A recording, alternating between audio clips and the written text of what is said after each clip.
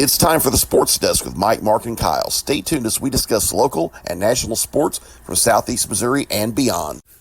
The Sports Desk with Mike, Mark, and Kyle is brought to you by Royal Retros. If you like cool throwback jerseys of defunct sports teams, Royal Retros is the place to buy. If you go to royalretros.com and you order with the code SPORTSDESK, all one word, you can get a little bit off your order. So check out Royal Retros. And now on with the Sports Desk with Mike, Mark, and Kyle. And welcome back to the Sports Desk with Mike, Mark, and Kyle. I'm Mike Bueller. I'm Mark Sanders. And Kyle Roberts is out today, but we still have a very full show planned. We are going to be talking football, and more football. We are also going to talk a little bit of Raiders and Lady Raiders basketball. But we are going to start off by recapping last week's Missouri High School Football District Championships for our area teams. And we are going to start in Class 1, where the Hayti Indians got a rematch with Portageville.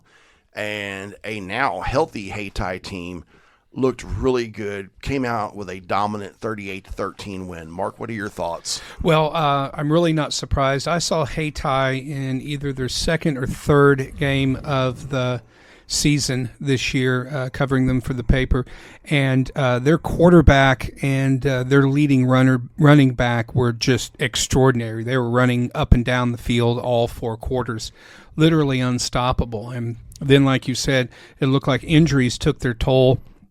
They dropped a lot of games in the middle of the season, but since they've been healthy, their last, I believe, 3 games, they have just been an absolute machine. Let me take a look at this real quick.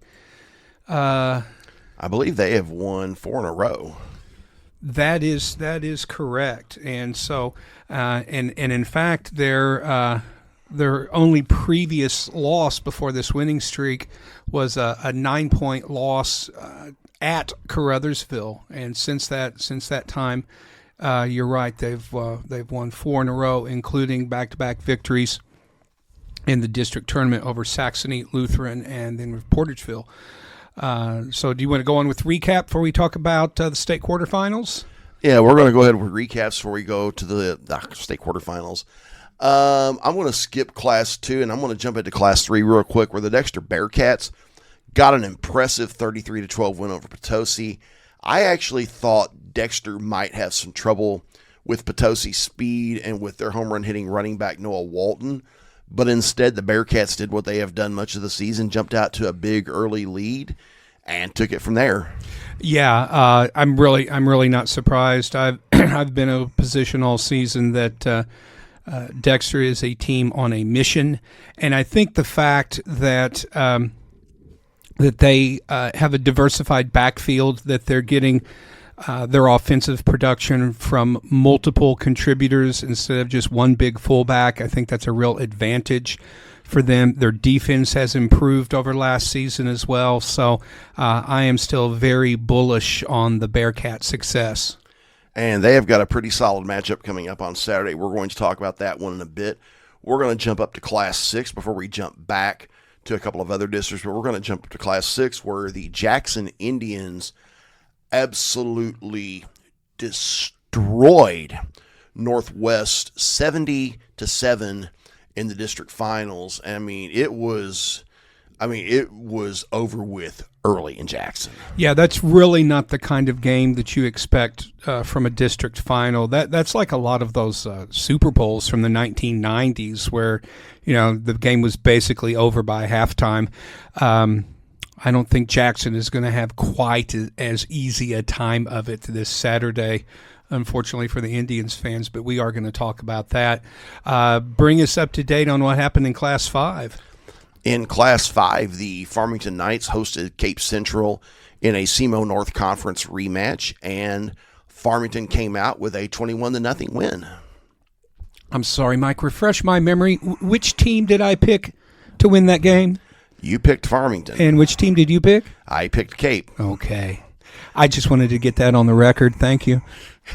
That was actually a very impressive win by Farmington because since Farmington had played Cape earlier, Cape had gotten standout running back Keyshawn Boyd healthy.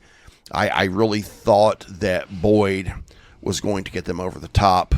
I was wrong, and Farmington, shut them out. I mean, that's pretty impressive. It's very impressive. Especially I will give Cape Central props, much like Hayti. They overcame some midseason injuries and finished the season really strong. But I think this is the best Farmington team that we've seen in quite some time.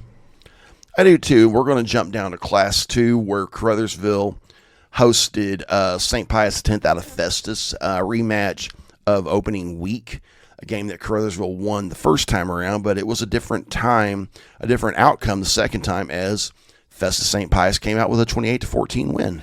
Yeah, I'm really surprised. I thought the Tigers would at least win their district. So, but still, congratulations on a good season. But we'll have to keep an eye on them next year to see if they can build on the success and move forward, or whether they will fall back. It really depends on who they lose to graduation and who they have moving up onto those varsity spots.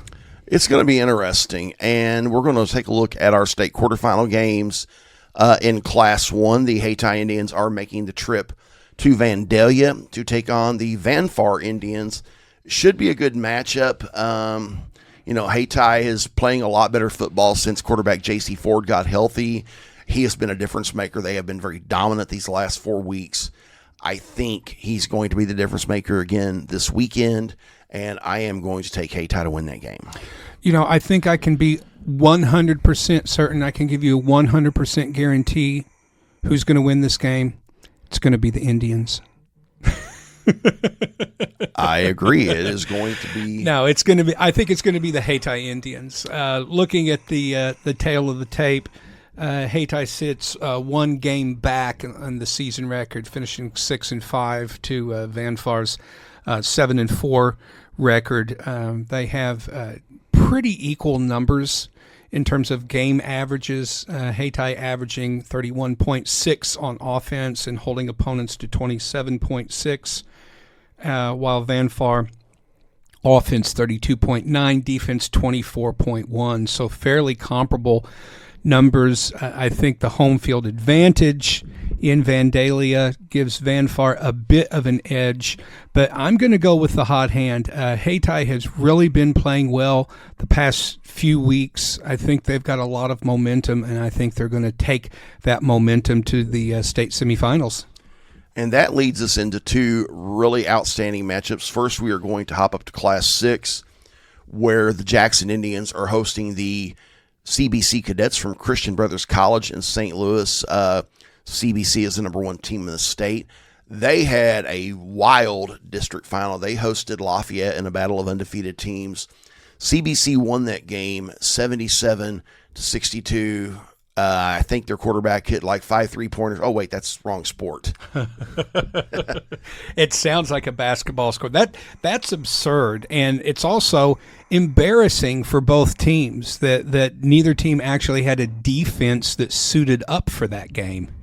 And there's just you have to be able to stop the other team, and that's why I'm giving the edge to Jackson. Their defense has been absolutely ridiculous. Out of an 11-0 record, points allowed per game, 13.1. I mean, it's like I don't even know how to explain that on any level. I mean, it's like don't just look at the margin of victory. Look at the points that they've given up. 20, 10, 28, 7, 7, 24 to Cape, which was their season high, but they also scored 62, 7, 6, 21 to Festus while scoring 62. And in their last two games, they've only given up a touchdown. Now, obviously, CBC has a powerhouse offense themselves, but again, let's take a look at their record. One thing that is interesting is both of those teams play Cardinal Ritter, and I think both of them hosted Ritter. Jackson got a very close game against Ritter, close win against Ritter in the opening of the season. Week 2, Ritter went to CBC, and CBC won that game 34-12, but that was also early in the season.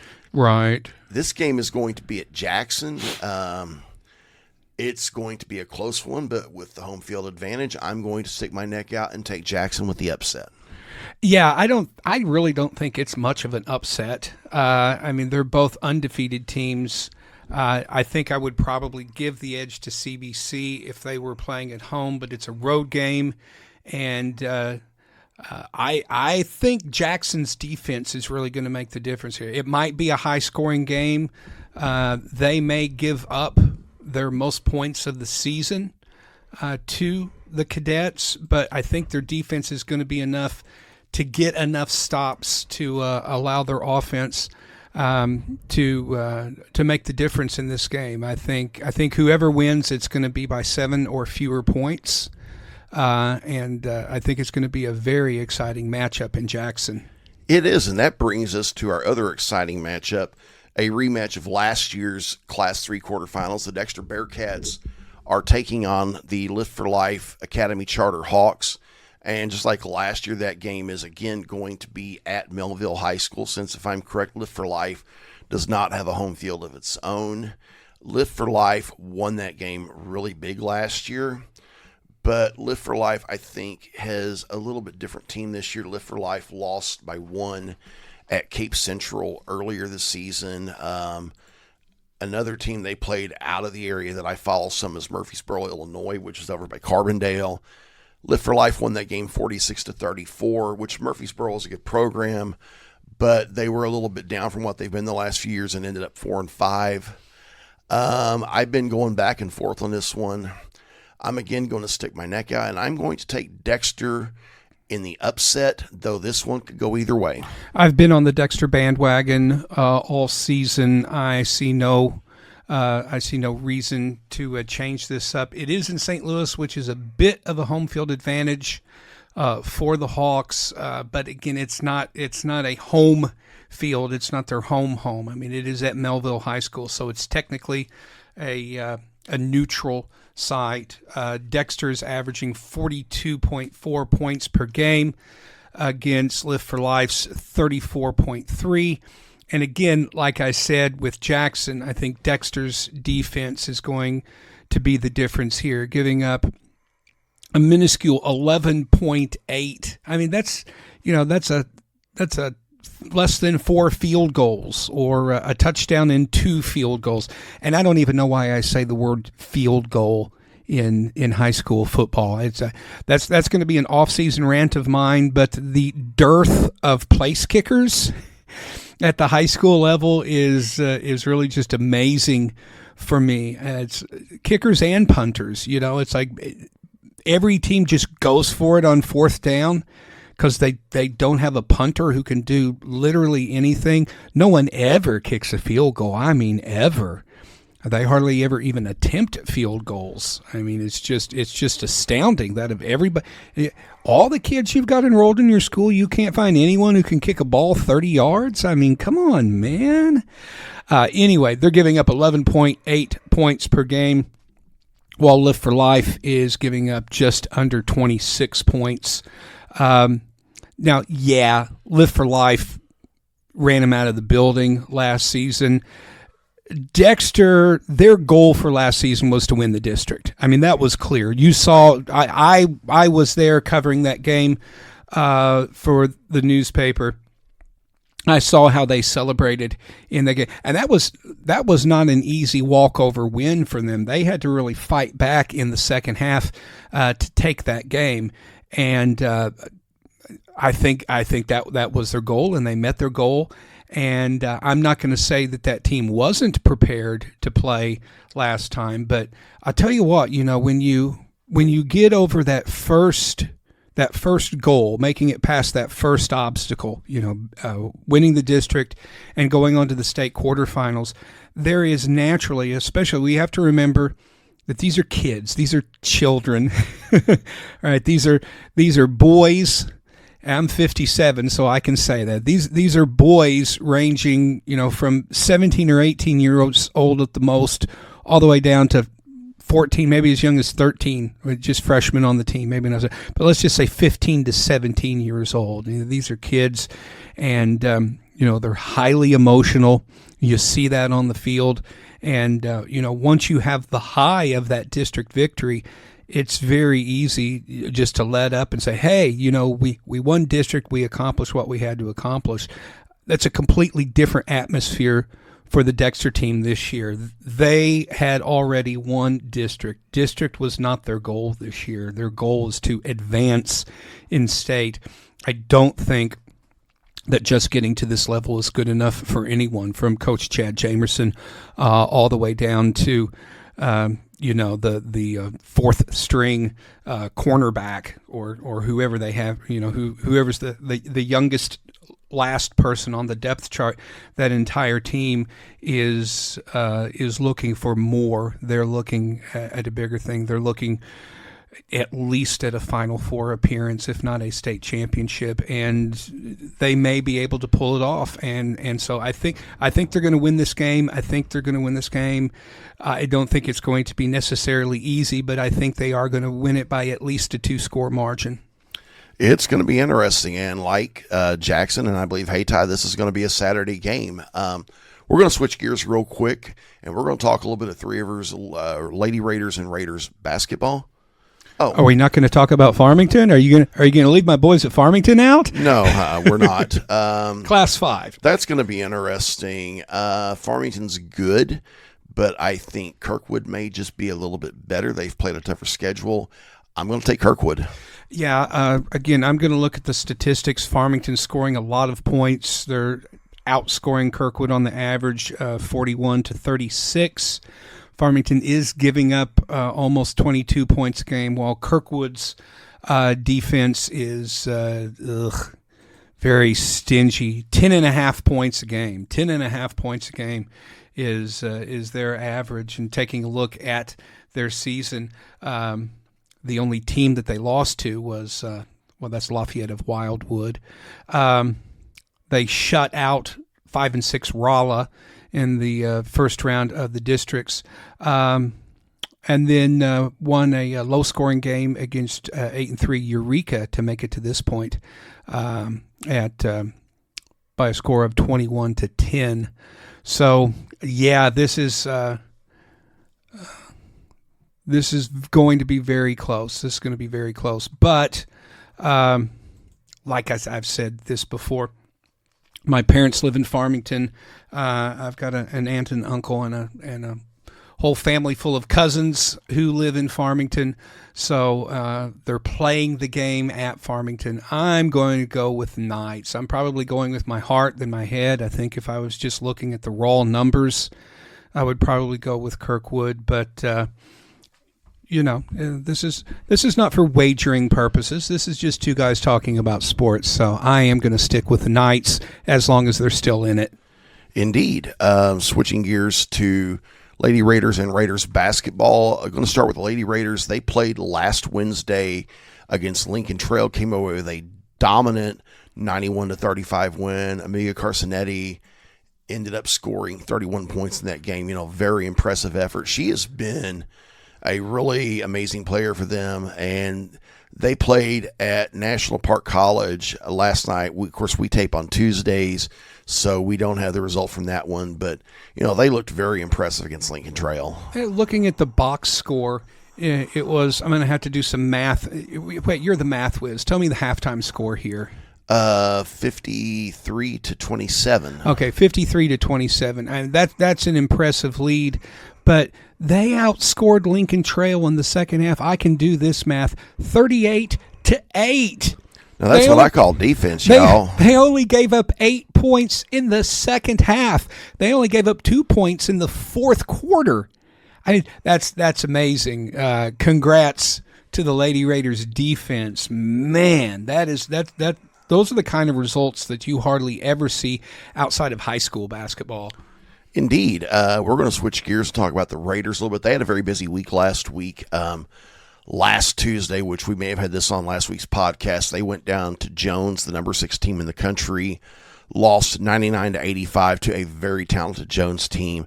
And then to wrap up a 5-game road string where they played 5 games in 19 days, traveling to as far away as southeastern Iowa and southern Mississippi. They went to Mineral Area to play in the Bob Seacrest Classic. Beat Lakeland College 97-89 last Friday night. That was a game the Raiders had a big lead in, but had to hold on at the end. And then Saturday, last game of a road swing. They lost to Wabash Valley 68-60. I caught that game. It was a very frustrating game. We were very flat, but again, that tends to happen when you're playing your 5th game in 9 days and you've played 2 of them against ranked teams. It's almost inevitable that at some point you're going to run out of gas. I think that's what happened to the Raiders. I know I know a couple of my friends that are big fans were very discouraged after it. It's like, guys, and as I've said to them before, and I will say in general, you can't read too much into one loss, just like you can't read too much into one win. I mean, that's absurd. They're 4-4. It's the middle of November. I mean, this is like your favorite football team starting the season 2-2 and saying, well, they're never going to make the playoffs. I mean, you got to, guys, calm down, okay? I mean, 4-4 is fine at this point. I said this last time we talked about it. Nothing counts until January, okay? Nothing. Even the record doesn't really count until January because, well, it counts a little bit if you're talking about national seeding if you make it, but you don't want to peak in early December, okay? And Coach Kirby knows this. He's ramping up for February and March and what lies beyond. So settle down, folks. And that's a good point. I mean, the Raiders have played an absolutely savage schedule thus far. I mean, they have played of their 4 losses, Wabash is the only unranked team to beat them. Their other 3 opponents are either ranked or were ranked when they played. They also have a win against a Triton team that was ranked that, like the Raiders, went to Hutch last year. The Raiders are off until this Saturday when they play Southern Arkansas University Tech. And the Lady Raiders are also playing Vincennes that day, too. Lady Raiders play at 2. The men play at 4. I think this is going to be a bounce-back game for the men. I think the women are going to keep their winning ways up. It's going to be interesting. The women also played John A. Logan on Monday afternoon in the last game before Thanksgiving. They're heading down to Athens, Texas for a tournament at Trinity Valley. That's going to be a big test. Meanwhile, the Raiders are hosting East Mississippi, Northeastern Oklahoma A&M, and Wabash Valley for their own Thanksgiving tournament. So there's going to be some good basketball coming up.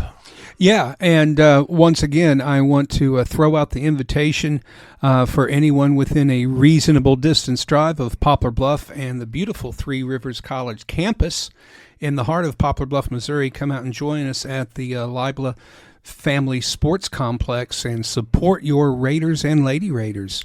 Indeed, and that's good advice. It's something I love to do. It's something Mark loves to do. And on that note, we are going to take a break and come back and talk about the National Football League here on the Sports Desk with Mike, Mark, and Kyle. This is Three Rivers College women's basketball coach Alex Wiggs, and you are listening to the Sports Desk with Mike, Mark, and Kyle. And we are back on the Sports Desk with Mike, Mark, and Kyle, and it is now time to talk about the National Football League. I'm going to lead off with my Tennessee Titans. We were so close to getting a win. I mean, we were close, but close doesn't count in the NFL. We ended up losing on a walk-off field goal to the Houston Texans. The good news is the defense looked great. The bad news is the offense struggled, as it has done most of the season. Cam Ward just does not have many pieces around him, and the one really legit target he had, Calvin Ridley, came back long enough to break his fibula and be done for the season. So that's terrible.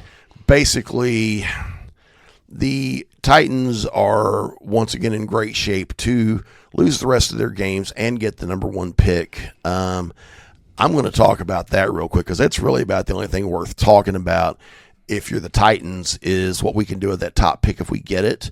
I'm not even going to think about who we can take because we need more than one person. We need to trade that. I'm going to start sounding like you, Mark. We need to trade that pick. There are several NFL teams that have 2 first-round picks. The Jets have 2 first-round picks. The Rams do as well. I believe the Cleveland Browns also have a first-round pick or 2 first-round picks. The New York Jets also have 2 second-round picks. So I'm going to be honest with you. If I'm the Tennessee Titans and the Jets want to trade up and take Fernando Mendoza, I'm saying let's do that and let's get some bodies, because with the Titans, what don't we need? We need an edge rusher. We need a playmaking wide receiver. We need a left tackle. We need help in the secondary. I mean, basically, it's not really a question of what do we need. It's more a question of what don't we need. If we do keep the number 1 pick, I know you're looking at Reuben Bain Jr., who was Cam Ward's Miami teammate. Yeah, he's the consensus number 1 pick by all of the mock drafts right now. And wow. He looks like he could definitely be a huge force on that defensive line for you guys. Well, another thing that's also going to help the Titans is I've heard we are going to have a lot of cap room in the offseason, so let us spend in free agency. We actually might be able to get some of those pieces we desperately need in free agency. I know George Pickens from the Dallas Cowboys is going to be a free agent if he does not get franchised. If he does not, I say let's grab him. Yeah, I mean, you hit the nail on the head. You guys have so many needs, and one of the mocks that I looked at did have you trading with the Jets in the number 3 spot, or trading back to the number 3 spot with the Jets, and still getting Reuben Bain, that edge rusher, at Miami. So, yeah, I mean, you can't go wrong whoever you pick. I mean, it's like any player who's a top 10 pick who's going to perform at that level is going to be a huge contributor to you next year. I agree, and I'm going to mention the Los Angeles Rams a little bit since Kyle is not here. Rams got another nice win Sunday against the Seattle Seahawks. Seahawks missed a potential game-winning field goal. The Rams look great. I mean, they are 8-2. I think that is the best record in the NFC, or tied for the best record in the NFC. And they're getting the job done. I'm not saying this team is going to the Super Bowl. I think the Philadelphia Eagles and the Detroit Lions are going to have some say about that, and maybe a few others. But the Rams are definitely right in the thick of contention for it. Well, I think I would pick the Rams over the Eagles right now. I also want to point out that Sam Darnold reminded everybody why the Vikings let him walk in free agency, going 29 for 44 for 279 yards, 0 tutties, and 4 interceptions. So once again, the Rams have Sam Darnold's number, and once again, he has shrunk back down to half size in the biggest moments. This could have been a statement win for Seattle had Darnold played up to the potential that he has shown against other opponents. But once again, we have more evidence that that continues to raise that question. In the biggest moments, can Darnold bring a win home for your team? And so far, he has not proven he can do that. A little bit of trivia, folks. Me and Mark and Kyle and our good buddy Jeremy Nall have a group chat on Facebook where we talk a lot of sports. We talk a lot of crap, too. We are going to talk about the Vikings in a bit, because speaking of crap, the Vikings had a very frustrating loss Sunday, which I'm going to let Mark tell you about. But I will say that Mark was very discouraged after that loss until I messaged him, hey, Sam Darnold's thrown 4 picks today, and he said, now that cheers me up. Yeah, because one of the things that Vikings fans are thinking about is, what if we had kept Sam Darnold? So let's go down that road. What if we had kept Sam Darnold, and what would that have meant for the team? Well, it would have meant that we probably wouldn't have been able to sign as many free agents. So let's subtract Ryan Kelly from that. Do we keep Garrett Bradbury? I don't think so. We certainly didn't know that Blake Brandel was going to move into center, and he has been really successful in that. In fact, I think if Ryan Kelly cannot return next season, I think Brandel's going to be your starter. I also think that they should draft a center in either the second or the third round, the best available center. But let's just pretend that we have Brandel at center. We plug Will Fries in there at right guard. We don't sign the corpses of Jonathan Allen and Javon Hargrave. I mean, they've shown flashes, but definitely not worth the money that we paid. We go ahead and plug in our youngsters, Jalen Redmond, Levi Drake Rodriguez. Maybe without those free agents, Kwesi decides to go for another defensive lineman in the second or third round. And that's something else I'm going to get to here in a little bit. But, it's hard to say.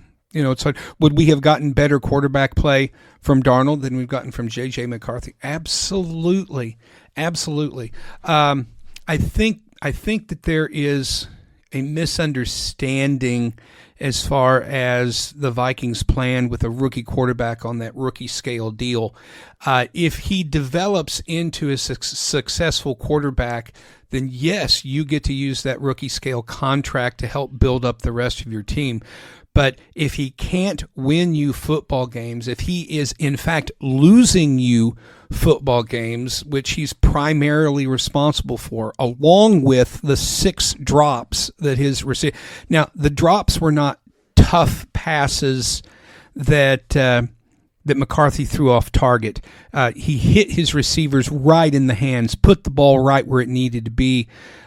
T.J. Hawkinson on a couple of his drops.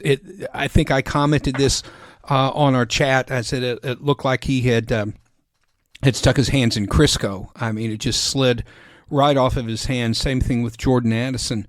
That definitely would have helped. But, good luck has a way of translating into good luck, and so does bad luck. When things start going wrong, they just seem to compound themselves. And I think that McCarthy's mistakes, his inaccuracy, his slowness in making decisions from the pocket, the mistakes that he's making as far as how he is shifting in the pocket, stepping up when he should shuffle from one side to another, how he didn't run in this game against the Bears. There were plenty of, when they did apply pressure to him, there were plenty of lanes where he could have run for 5, 6, 7 yards instead of throwing an incomplete pass. The Minnesota media is rife with speculation about what's wrong with McCarthy. Head coach Kevin O'Connell said, look, he's doing these things successfully in practice. All of the things that we need him to do, the layered passes, the timing, the throwing into spots and letting the receivers break to that spot. He's doing all of those things in practice, but when it comes to the game pressure, the crowd, the game speed, he's performing like a rookie. Which is what he is. Yeah, absolutely. And the question right now, we've seen flashes, but those flashes have been the exception rather than the norm. So the question is, can he reduce his mistakes and build on his strengths? And I will give Vikings fans, Jeremy, a glimmer of hope here. He's been sacked like Danielson in the first part of the original Karate Kid, where he's basically just getting kicked all over the mat by Cobra Kai. But he didn't take any sacks against the Bears. Now, the Bears don't have a great pass rush, but still, I mean, that's progress. He only took 1 sack against the Ravens. So sacks were a problem, and he seems to be improving in that area. Another area where he improved was just in game management, getting the team out of the huddle, getting the plays called, changing the play at the line of scrimmage. He did that several times. It was very noticeable. You could hear him on the broadcast going, can, canning the one play for the other play. And usually when he did that, that was successful. So that's good. Only one false start penalty, and that was against Christian Darrisaw. We always give him forgiveness when that happens.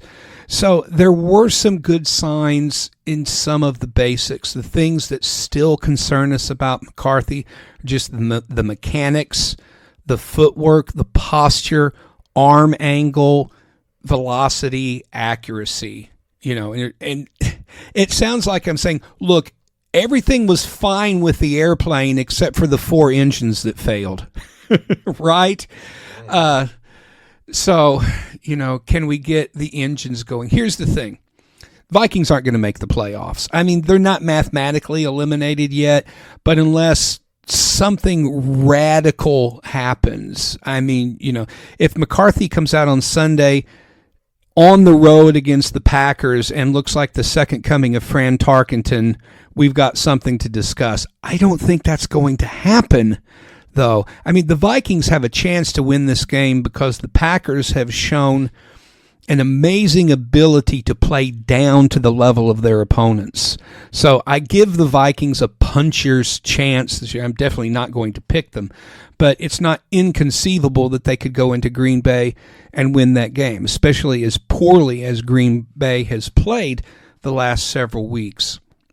But I don't think that we can say anything definitively about McCarthy at this point. It's way too early. I mean, he needs time to develop, and he may need more than one season. It took Troy Aikman till his 3rd year in the league for him to start putting up decent numbers. His numbers the first 2 years in the league with Dallas were absolutely horrible. I mean, and not just his rookie year when the Cowboys were one of the worst football teams in the history of the league, but even during his 2nd year when he got them to a 7-7 record and had them on the cusp of the playoffs before going down with an injury. I mean, I think McCarthy needs a little more time to develop. I think you guys need to be patient with him. I know that's hard because you want to win. But one of the things that I think is really one of the biggest negatives of the NFL in recent years is too many teams are way too impatient when it comes to developing quarterbacks. That's why you see so many quarterbacks that have bounced around, like the aforementioned Sam Darnold, Geno Smith, struggled in New York before finding life in Seattle, although he is now struggling again in Las Vegas. Of course, that's because he's too old and they have a garbage roster. Yeah, Pete Carroll is so completely mismanaged that team. They should have just been having Geno hand the ball off to Ashton Genty 30 times a game. And the fact that they have him throwing the ball so much is absurd. Yeah, and it's what I'm saying, but that's my 2 cents. I'm going to hop in, and I'm going to do our lightning round picks for the upcoming week. Before you do that, I've got one more relatively quick thing to say about the Vikings. You're talking about the patience of having them develop, and so a lot of the conversation is, if you were the Wilf brothers, the Wilf family, the owners of the Vikings, what would you do? And a lot of people are saying, well, fire Kwesi Adolfo-Mensah, the general manager. He can't draft. Here's the thing.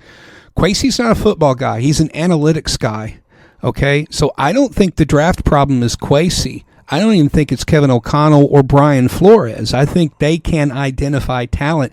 I think it's whoever his draft staff is, whoever is doing, because other teams draft well, but the Vikings don't. I'm still angry about how they wasted their 3rd-round pick for Ty Felton, who only plays on special teams. He's ostensibly a wide receiver, but he hasn't even gotten a sniff into even the playing lineup. And it's like, that's a 3rd-round pick. You're saying you drafted a wide receiver who can't play wide receiver with your number 3 pick, and guess who they could have had? Cam Scadaboo. He was there when the Vikings traded out of that pick to trade a few more picks down and then take Ty Felton for no reason whatsoever. And of all of the picks that the Vikings have botched, I think that one makes me angrier than anything, because I coveted Cam Scadaboo on our team. But anyway, this is what I would do with the Wolves. I would bring in Kwesi and say, look, we're hiring a new draft staff for you. We're going to hire a new assistant general manager, fire Ryan Grigson, fire him immediately, get him out of there. And then I don't know what you probably can't do a whole lot with your scouting staff, but I would do an intensive search for an assistant general manager, someone from an organization with a historical track record of success. Philadelphia. I mean, I don't know who is now as soon as I start to Howie Roseman. Who is Howie Roseman's right-hand man? I know you don't know that offhand.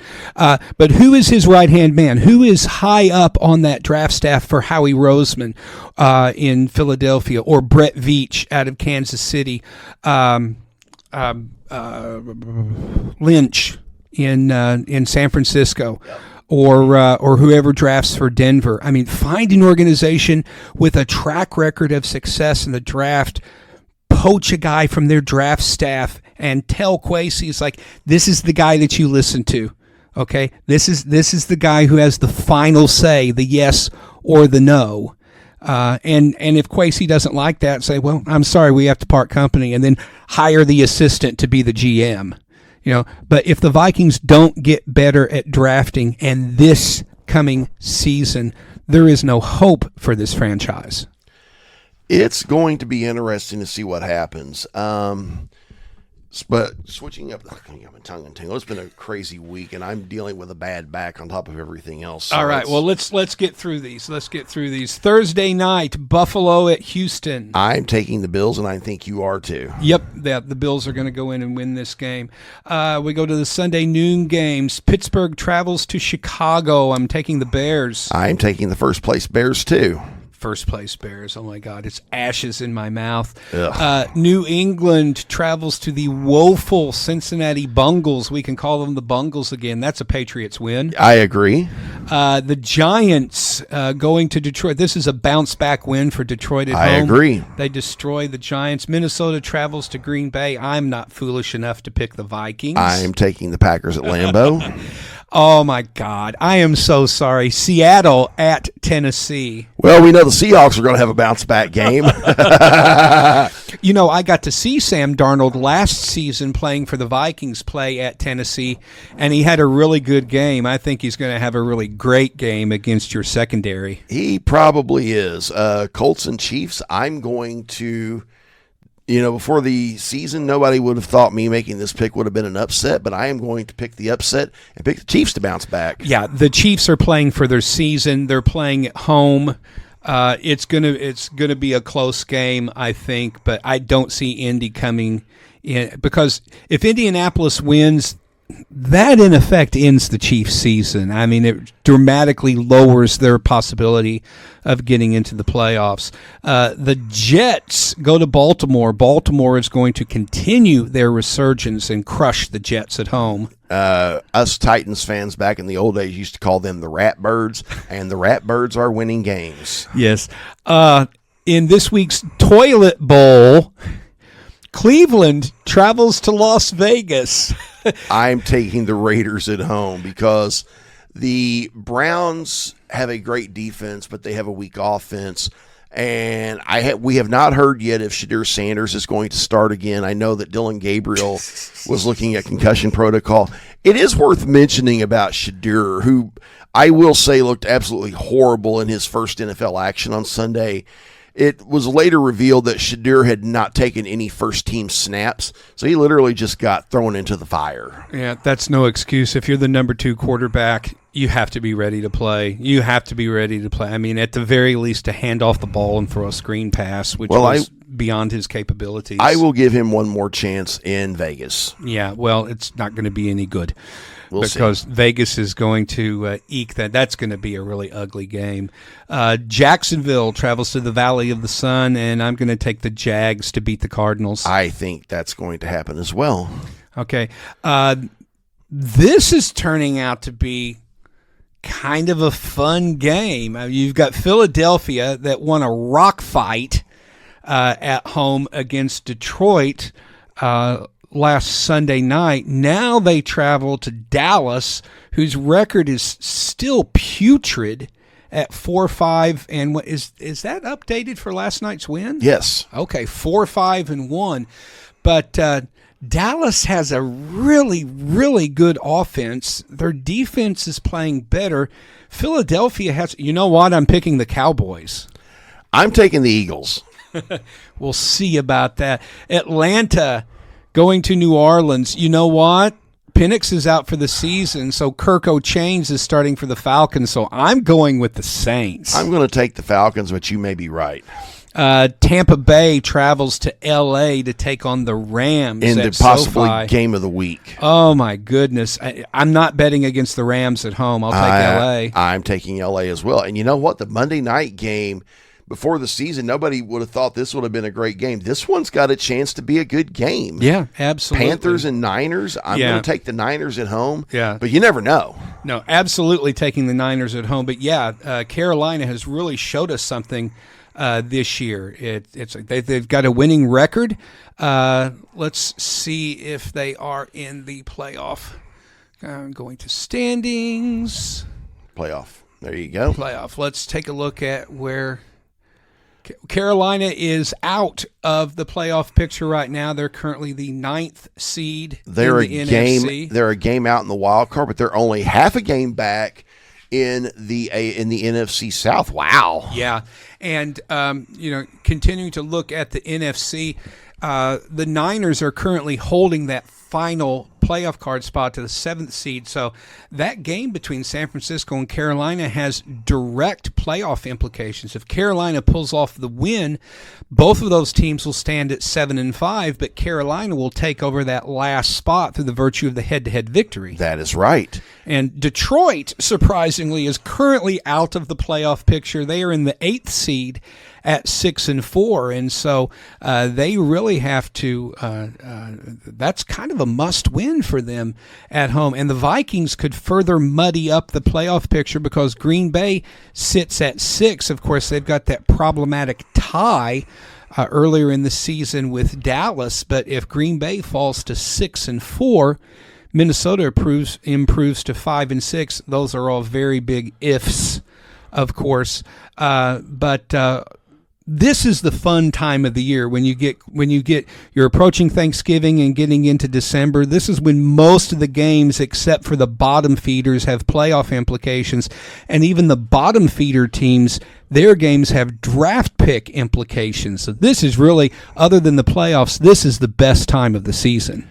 It is, and it's going to be fun to watch, and we're going to talk more about that next week. We got a fun show coming up next week. I think we're going to have a pretty cool special guest, but on that note, we're going to wrap it up. I'm Mike Bueller. I'm Mark Sanders. And on behalf of Kyle Roberts, you have been listening to the Sports Desk with Mike, Mark, and Kyle.